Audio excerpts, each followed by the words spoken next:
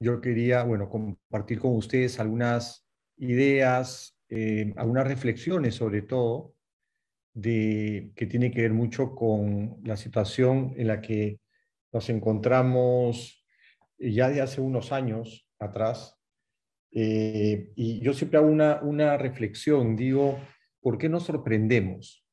¿Por qué los peruanos nos sorprendemos de estar como estamos actualmente? ¿No? No digo en este espacio o en estos últimos tiempos, sino de varios años atrás, ¿no? De cómo, por ejemplo, nos encontró la pandemia en el año 2020, y todo lo que hemos, digamos, vivido a raíz de esta pandemia y la poca capacidad del Estado de responder protegiendo a sus ciudadanos, ¿no? Como un tema muy tangible de lo que ha ocurrido en nuestro país en los últimos años, ¿no? Entonces, esta reflexión de cómo nos encontramos y por qué nos sorprendemos es lo que quiero compartir con ustedes.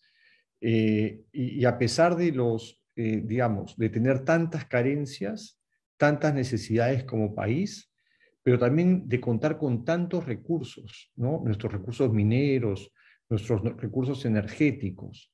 ¿Y qué cosa es lo que está pasando que no nos permite mejorar sustancialmente, ¿no? Y de forma constante, a pesar de esos recursos que tenemos en nuestro país, ¿no? Entonces, en realidad, si ponemos a ver un poco la problemática que tenemos desde ya muchos años, ¿no?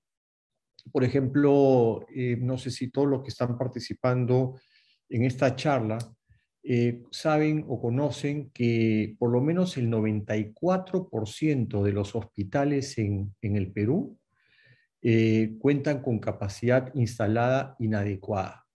El 94% de hospitales no está en buenas condiciones.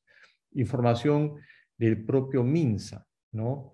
Eh, a nivel de Lima, el 100% de hospitales no cuenta con capacidades adecuadas, ¿no? En Cajamarca, el 100% de hospitales no cuenta con capacidades adecuadas.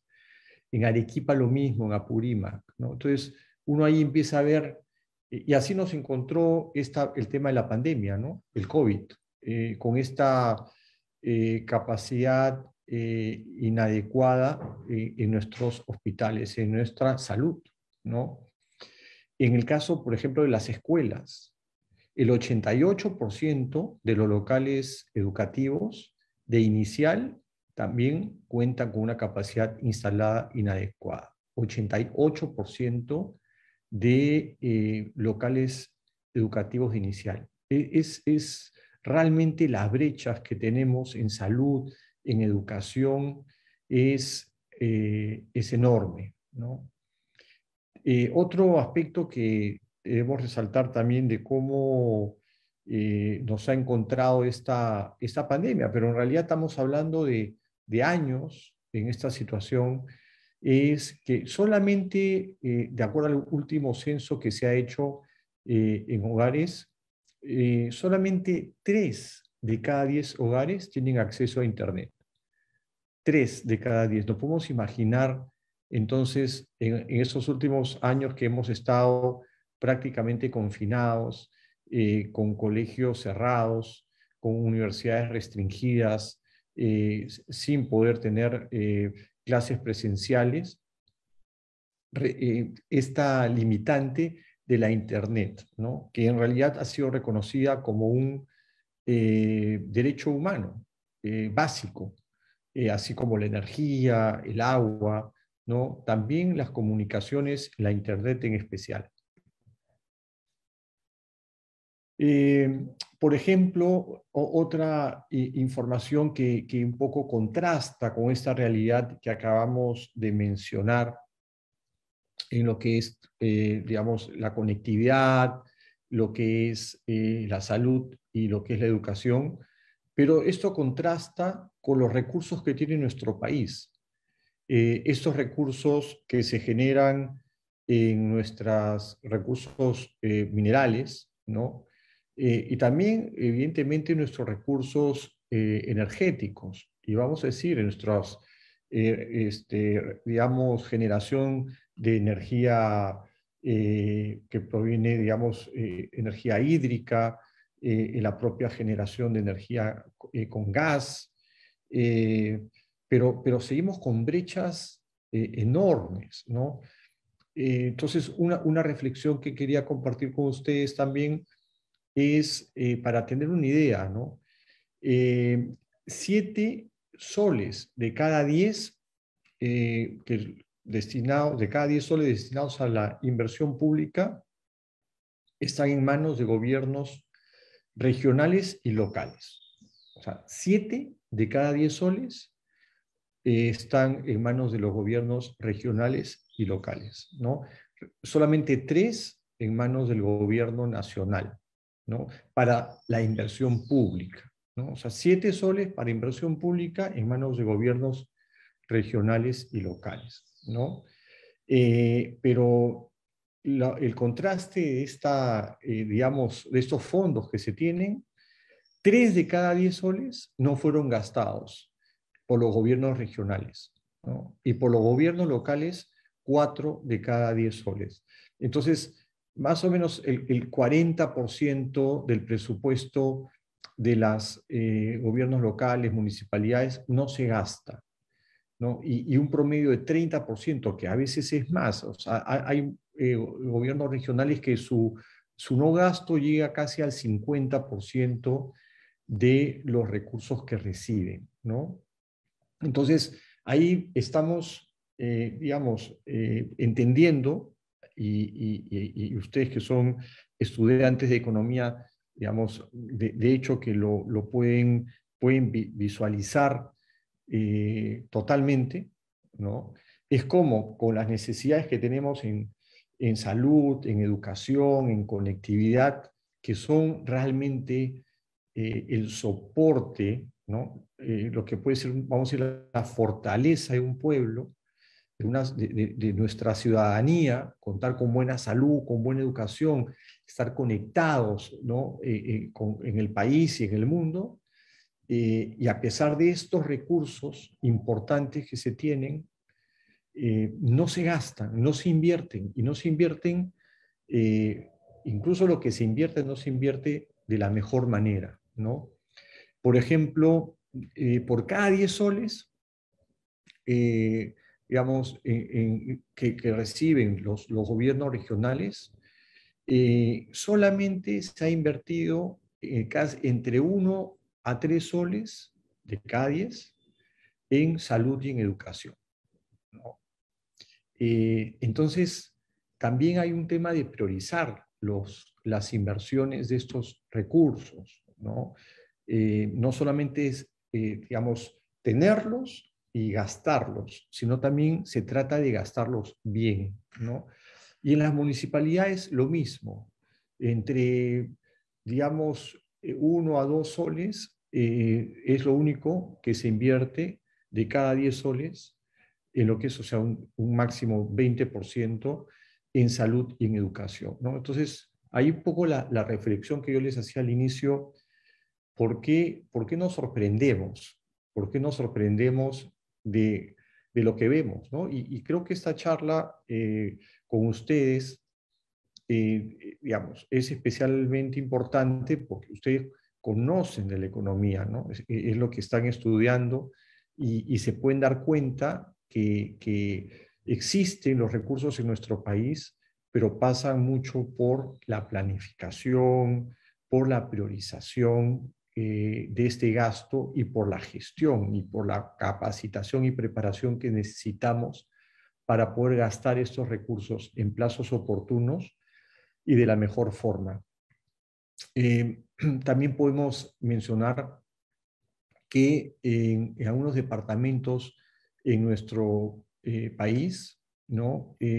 Justamente la generación de los recursos que provienen del aprovechamiento de nuestros recursos minerales ¿no? Permite que se invierta, ¿no? Que lleguen estos recursos a las distintas regiones, ¿no? Entonces, por ejemplo, podemos decir que 4 de cada 10 soles que reciben los gobiernos regionales, ¿no? Provienen de nuestros recursos minerales. 4 de cada 10 soles, ¿no? Que es un monto importante, el 40% de lo que recibe una región proviene del aprovechamiento de los recursos minerales. Y en el caso de los gobiernos locales, 6 de cada 10 soles provienen de los recursos minerales, o sea, 60%, ¿no? Entonces, esos son los recursos que la riqueza de nuestro país nos está dando y que realmente tenemos que reflexionar en cómo hacemos para que su aprovechamiento mejore. Pero no solamente quería compartir con ustedes lo que, digamos, los recursos pues, que vienen de nuestros recursos minerales o del aprovechamiento de nuestros recursos minerales y ni de estas brechas, ¿no? En lo que es salud, en lo que es educación, en lo que es conectividad. También tenemos una brecha que es igualmente grave, ¿no? Que es la brecha en energía, en electricidad. Eh, Sabemos que si no hay electricidad en una zona, en un territorio, es muy difícil que ese territorio se desarrolle, ¿no?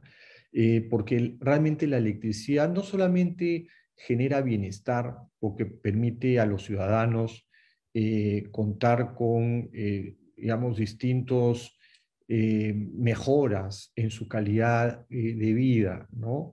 Eh, en general, además, para la educación, para sus actividades económicas.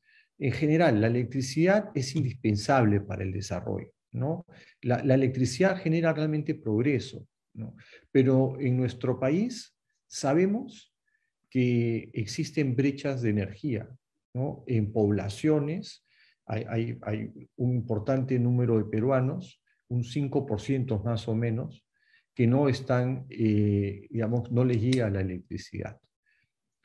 Se ha tratado o se ha hecho proyectos de distinta naturaleza, pero no ha sido suficiente. Entonces hay una brecha de energía. Eso sin duda los impacta, los afecta. Pero también vemos que esa brecha de energía eh, podría estar generando, además de mayor bienestar, más empleo, porque cuando uno lleva energía a un territorio, lo que viene posteriormente es alguien que invierte en ese territorio, en distintas actividades económicas, ya sea agricultura para local o agroexportación o industrias, en fin, distintas actividades. Y eso genera empleo que es parte del desarrollo, del bienestar de los ciudadanos en esos territorios. Pero existe entonces una brecha de energía importante por cerrar, ¿no? Pero el problema que tenemos también, y nuevamente, ¿por qué nos sorprendemos? Es que desde el año 2015 se aprobó una normativa que no permite que terceros inversionistas o interesados inviertan en energía en las regiones, porque ya existe una empresa que opera actualmente en parte de ese territorio. Entonces lo que se ha decidido en esta norma es un monopolio que para que venga otra empresa a invertir en otro territorio de esa región, tiene que pasar por la, vamos a decir, anuencia de la empresa que está ya operando en la región. Eso se llama la zona de responsabilidad técnica, la ZRT, que es el decreto legislativo 1221, como mencionaba en el año 2015.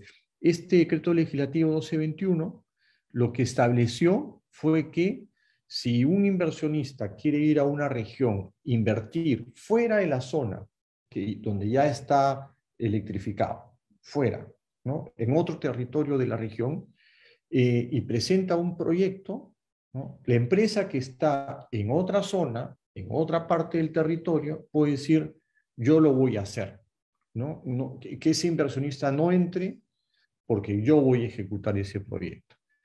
Y lo que vemos en la realidad es que hay problemas en ya las propias concesiones que están otorgadas, hay interrupciones de servicios, hay quejas, hay proyectos que no se están invirtiendo, que no se están ejecutando. Entonces, no se entiende por qué se creó una norma en el año 2015 que le permite a esa empresa no dejar que otros ingresen a las regiones a llevar más energía a más espacios de los territorios. Es muy poca área la que hoy día en nuestro país está energizada. Y entonces este tipo de normativa no se entiende qué beneficio podría generar no permitir que otros inviertan energía. Y como mencionaba, la energía tan necesaria para cerrar brechas y para permitir más desarrollo en las regiones, ¿no? Entonces, eso en realidad nos está trayendo una problemática, estos temas que yo estaba comentando, ¿no? Eh, los recursos que provienen de nuestros, los ingresos económicos que provienen del aprovechamiento de los recursos minerales, que no se aprovechan bien o no se invierten, simplemente no se invierte, ¿no? Por otro lado, la falta de promoción de más inversión y expansión de la distribución de energía, ¿no? Se habla pues siempre mucho de los proyectos de generación, los proyectos de generación hídrica, hoy día también se escucha pues, de las energías renovables, solar, eólica, la termogeneración o la generación térmica, pero que gas, pero no se habla mucho de distribución. Entonces, ¿de qué nos sirve seguir generando más energía, si no llega a los territorios más alejados de nuestro país o a más territorios en nuestro país? Por esta limitante de la ZRT o zona de responsabilidad técnica que les comentaba, ¿no? Entonces, esos son temas que yo por eso digo, ¿por qué nos sorprendemos, no? ¿Por qué nos sorprendemos de estar en una situación así cuando realmente tenemos claro y está a la vista lo que está generando que estemos así, ¿no? Que no se invierten los recursos, que no se planifica, que no se permite inversiones en electricidad. Y un elemento más, sin duda, que agrava nuestra situación, y ustedes como estudiantes de economía también lo tienen muy claro, que es el tema político, ¿no? Lamentablemente, en nuestro país, cada vez que cambia una autoridad, por elecciones generales o regionales o locales, ¿no? Quienes llegan, las autoridades que llegan con sus equipos de confianza, ¿no?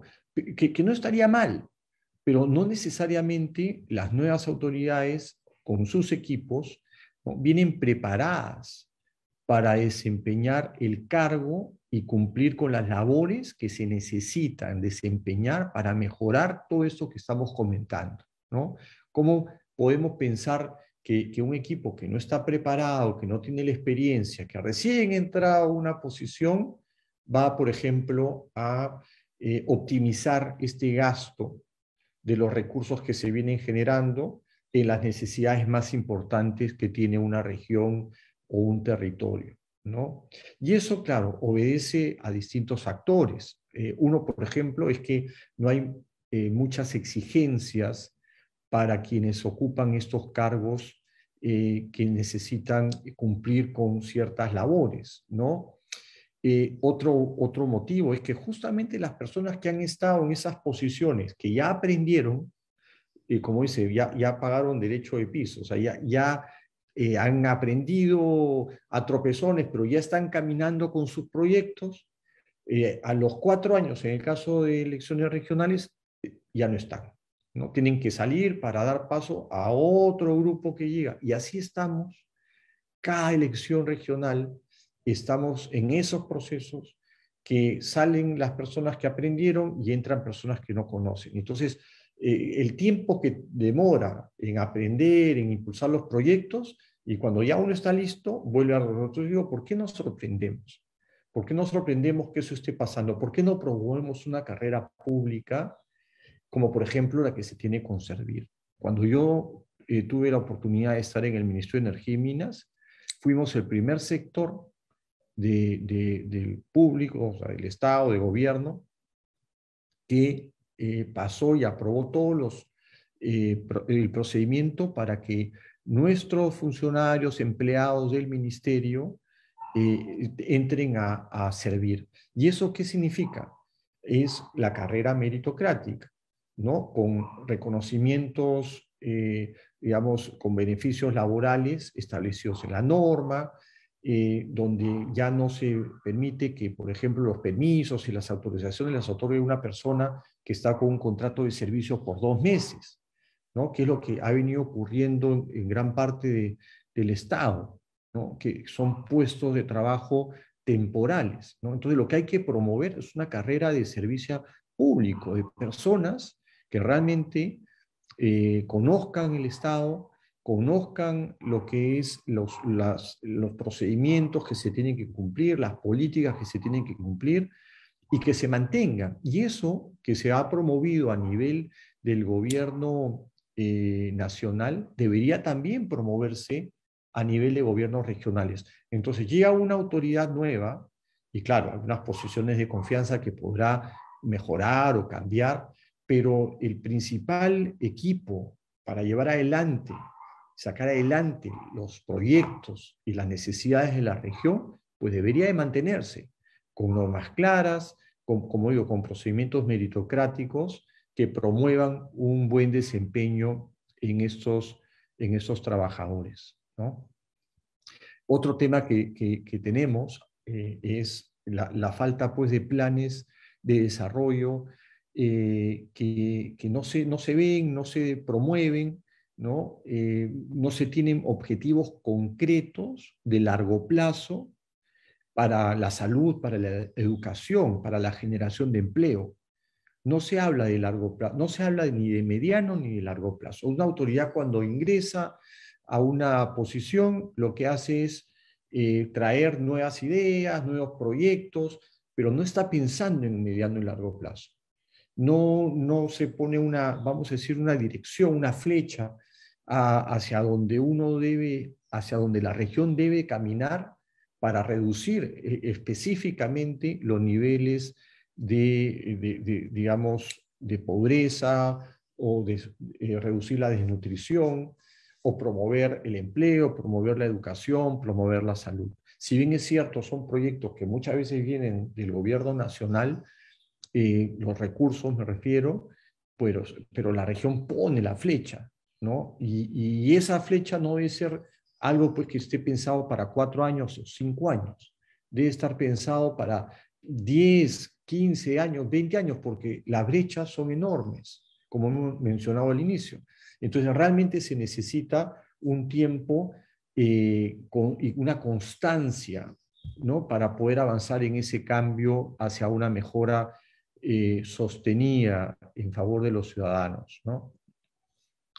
Entonces, un poco en esta reflexión de por qué nos sorprendemos, si vemos realmente las carencias que tenemos y dónde están las oportunidades de mejora, están clarísimas, ¿no? Están ahí al alcance.